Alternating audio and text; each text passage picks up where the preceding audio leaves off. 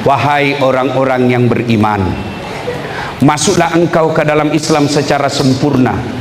Bukan Islam pencitraan, bukan Islam politik, bukan Islam pilkada, bukan Islam pilcaleg. Itu politisi kalau mau dipilih badede penampilan nakala-kala ustad, pakai songkok, pakai gamis, pakai serban, keluar masuk masjid. Pilih saya, sama-sama kita orang Islam di Toraja. Kalau ada masalah mau telepon saya, aktif HP ku 24 jam. Begitu terpilih, nah ganti nomor HP nah. Ada begitu di Toraja Utara? Ada? Ada? Ada? Tidak ada. Pak, jujur ini. Saya ini selalu calamat tabligh akbar. Memang beda sebelum pilcaleg dan setelah pilcaleg. Kalau sebelum pilcaleg calon anggota DPR biar diundang datang, tidak diundang datang tongi duduk depan. Sekali terpilih tidak ada mi lagi. Tapi di Toraja Utara tahu ini semua hadir ya Pak. Iya Pak. Kemarin malam saya ceramah di ulang tahun kabupaten, salah satu kabupaten Kalimantan Selatan. Dari 35 anggota DPR-nya, satu yang hadir.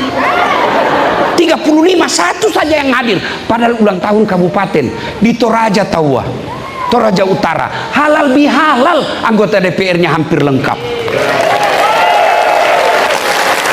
Ini makna halal bihalal, Masya Allah. Mudah-mudahan Bapak Ibu yang hadir ini terpilih lagi 5 tahun yang akan datang. Wa qala dan bismillahirrahmanirrahim. Innallaha wa malaikatahu yusalluna 'alan nabi ya ayyuhalladzina amanu sallu 'alaihi wa sallimu taslima. Sesungguhnya Allah dan para malaikatnya berselawat kepada Rasulullah Muhammad sallallahu alaihi wasallam, maka wahai orang-orang yang beriman, berselawatlah kalian kepada Rasulullah dengan sebaik-baik salawat. Sadaqallahul azim, maha benar Allah dengan segala firman-Nya. Bapak Ibu, saudara-saudara sekalian, teristimewa yang kita hormati Bapak Bupati dan Wakil Bupati Tanah Toraja Utara, kemudian yang kita hormati para ulama, Bapak Forkopimda, Pak Dandim, Pak Kapolres, Pak Sekda, Ketua Pengadilan Agama, dan terkhusus tamu spesial kita, Om John Palinggi. Masya Allah. Aku juga sama istrinya beliau, jangan banyak bicara, biar banyak warna. Nah ibu bapak, saudara-saudara sekalian, waktu ringkas. Suatu kali Nabi tanya, Om John, Nabi tanya ini sama sahabat, atadruna anil muflis? Saudara-saudara sekalian, kau tahu nggak siapa yang bangkrut nanti di akhirat? Tahu jaki semua bangkrut ibu toh? Tahu bangkrut toh? Sosoi toh? Sahabat bilang, yang tidak sholat ya Rasul. Oh, dia sholat, bahkan sholat sunnahnya baik. Yang tidak puasa Ramadan ya Rasul. Oh, dia puasa Ramadan, Senin Kamis juga dia kelaksanakan. Oh, yang tidak bayar zakat ya Rasul, dia bayar zakat, harta dan fitrahnya dia keluarkan zakatnya. Yang tidak haji ya Rasul, dia haji, bahkan selalu pergi umroh.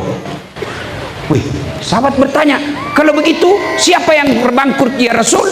Nabi menjawab, jarusu wahatiur rahim, tetangga yang jahat sama tetangganya dan yang memutuskan tali persaudaraan. Sahabat heran, ya Rasul, bagaimana dia bisa bangkrut? Dia sholat, dia puasa, dia zakat, dia haji, kok bisa bangkrut? Nah bagus ini amalnya. Kata Nabi, hablum minallahnya memang baik, hubungannya kepada Allah memang bagus, tapi sayang hubungannya kepada manusia jelek. Akhirnya nanti di akhirat habis amalnya untuk membayar dosanya kepada manusia. Nabi lalu melanjutkan lagi, ketika dia setor sholatnya, ya Allah ini sholatku 30 tahun tidak pernah lepas. Datang tetangganya, tunggu dulu, saya pernah satu kantor itu di Toraja Utara. Nah fitnah kak, kasihan, katanya mobilku hasil korupsi. Akhirnya saya tadi kepala dinas dinonjokkan menjadi staf ahli, ahli yang tidak ada stafnya. Tadi saya kepala dinas, karena fitnahnya saya korupsi, saya menjadi staf ahli. Tidak ada kerjaku kecuali pergi ngopi pagi-pagi, gara-gara fitnahnya ini. Lalu Allah berfirman, kalau begitu ambil sholatnya itu yang 30 tahun. Sudah berapa habis amalnya, Bu? Sholatnya sudah habis tuh 30 tahun. Datang lagi tetangganya, tunggu dulu, saya juga pernah itu tetangga, sama-sama Kak Macale. Nah fitnah Kak, katanya anakku yang keriting rambutnya bukan anaknya suamiku, karena suamiku lurus rambutnya. Nggak percaya, suamiku orang Toraja, kenapa mukanya seperti Cina? Itu Pak Bupati dia kok. Gara-gara fitnahnya itu habis. Saya sudah jual tedong, sudah jual sawah, jual rumah, Macale, habis kasihan hartaku gara-gara fitnahnya itu. Allah bilang, ya sudah, kalau begitu ambil puasanya. Sudah Ibu, habis mi sholatnya itu, habis mi puasanya. Dia store lagi, ya Allah ini zakatku. Datang lagi tetangganya, tunggu dulu. Pernah Kak bertetangga itu? Nah seroboi pagarku, nah ambil tanahku 30 cm. Gara-gara tanahku diambil 30 cm, saya tidak punya got. Setiap hujan pasti masuk banjir rumahku. 30 tahun saya menderita kebanjiran gara-gara dia ini. Saya mau lapor temannya polisi, saya mau lapor sepupu polisi, pasrama. Allah berfirman, oh jelek tuh sifatnya ini. Sudah, ambil itu puasanya, ambil zakatnya. Habis nih, sholat habis, puasa habis, zakat habis. Nah setor hajinya, ya Allah ini hajiku. Datang lagi, tunggu dulu. Pernah tahu nggak fitnah itu? Nah sakiti Kak, nah usir Kak orang gara-gara dia itu. Nah bilang, ambil lagi. Oh masih ada, Bu, sudah habis sholat, habis puasa, habis zakat, habis haji, masih ada orang yang datang. Saya juga pernah disakiti itu, pencemaran nama baik. Saya melapor, tidak diterima laporanku. Saya malu satu kampung, saya tinggalkan kampung halamanku gara-gara kelakuannya itu. Nah bilang yang tadi banyak amalnya, Tuhan bagaimana caranya ini? Nah habis mi amalku kasihan. Agama ni pugau iya kasih dia nagagama laku. Ternyata orang Bugis.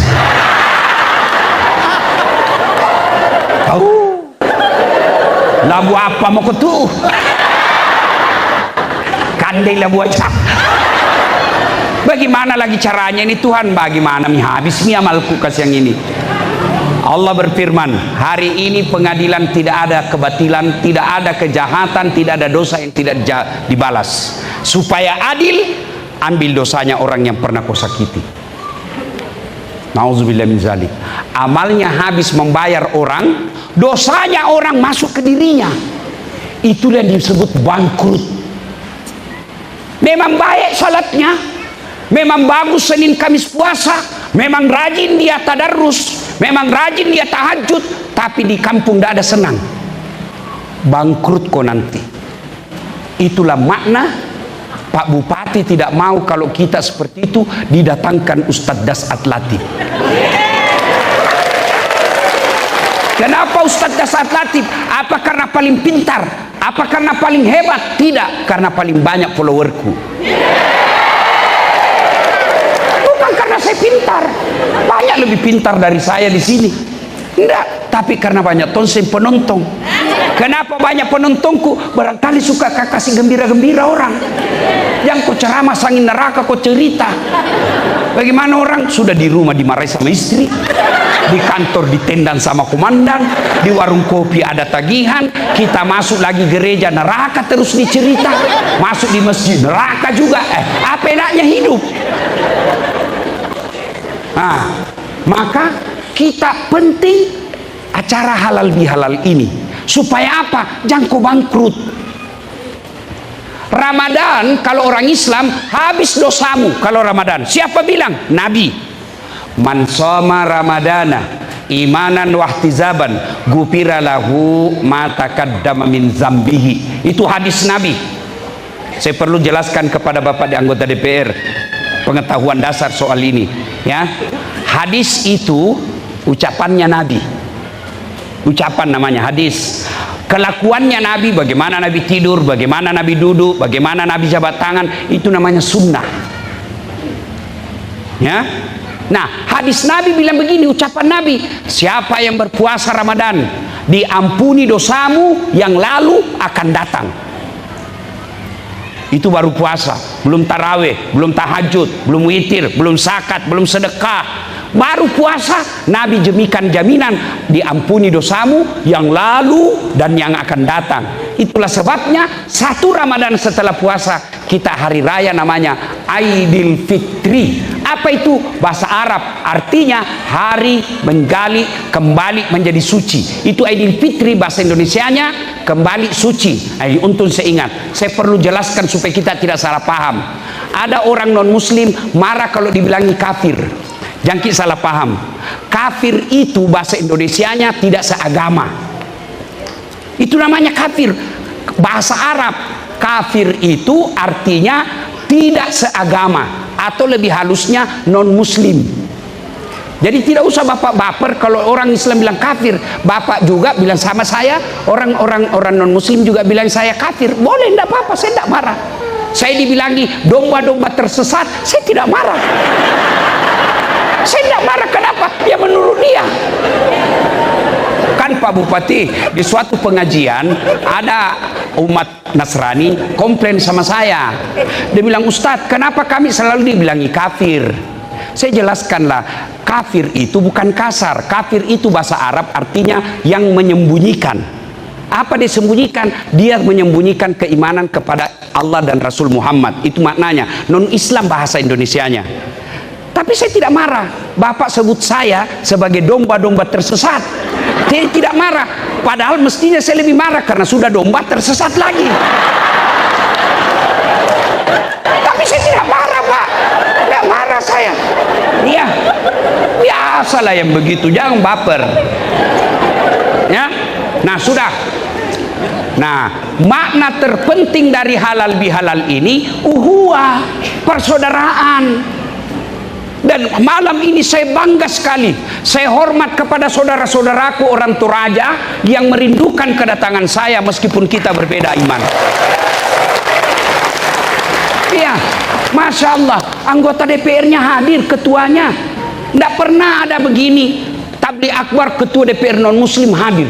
Jarang, hanya ada di Toraja Utara. Ini yang mesti kita pelihara.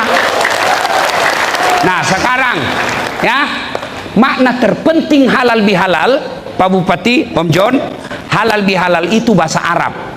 Halal bihalal. Hebatnya, halal bihalal bahasa Arab tidak ada di Arab. Ibu Ketua, ya, itu halal bihalal bahasa Arab, tapi tidak ada di Arab. Ini hebatnya Indonesia, Pak. Bukan cuma jago korupsi, jago juga bikin acara. Halal bihalal bahasa Arab yang artinya menghalalkan yang tadinya tidak halal. Bahasa Parisnya si halalakeki. Paris itu Budewan, Pare-Pare dan sekitarnya. Si halalakeng, saling menghalalkan.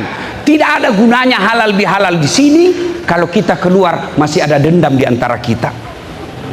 Tidak ada gunanya kita halal bihalal, habis anggaran, habis waktu, kita datang di sini masih sakit hati. Tidak ada gunanya. Halal bihalal, sudah ini kita saling bersilaturahmi, menghalalkan yang tadinya sakit hati. Nah, berkaitan halal bihalal, intinya persaudaraan.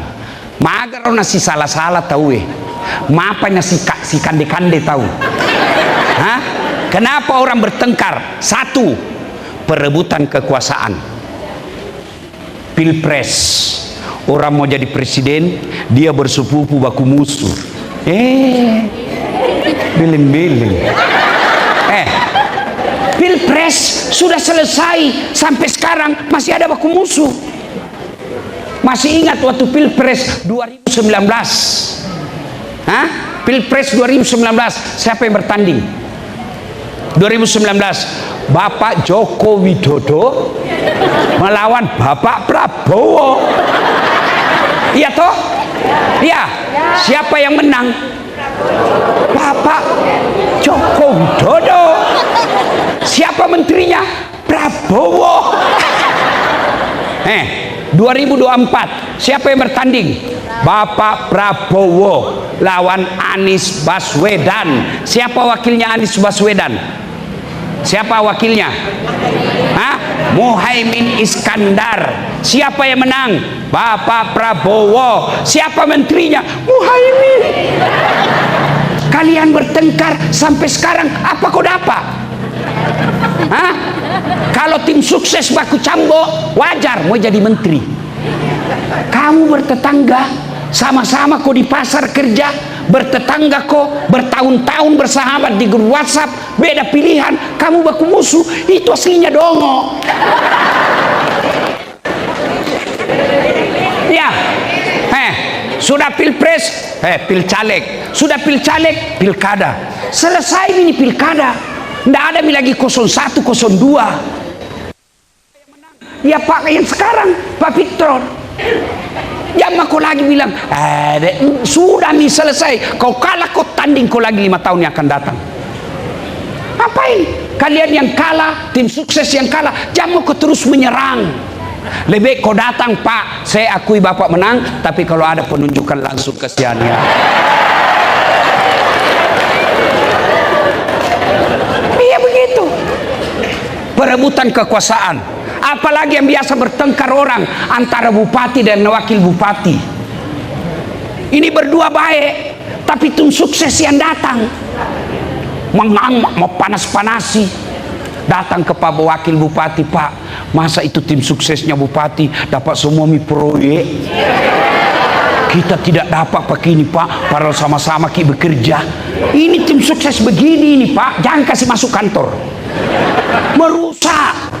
Akhirnya kasihan bupati dan wakil bupati yang tadinya akur mulai musuhan. Siapa yang rugi? Masyarakat.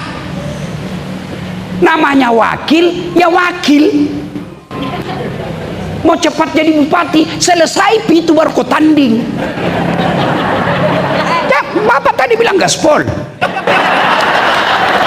Kasihan itu, kasihan. Ada bupati, wakil bupati, baru 6 bulan dilantik baku musuh. Kecewa pendukung.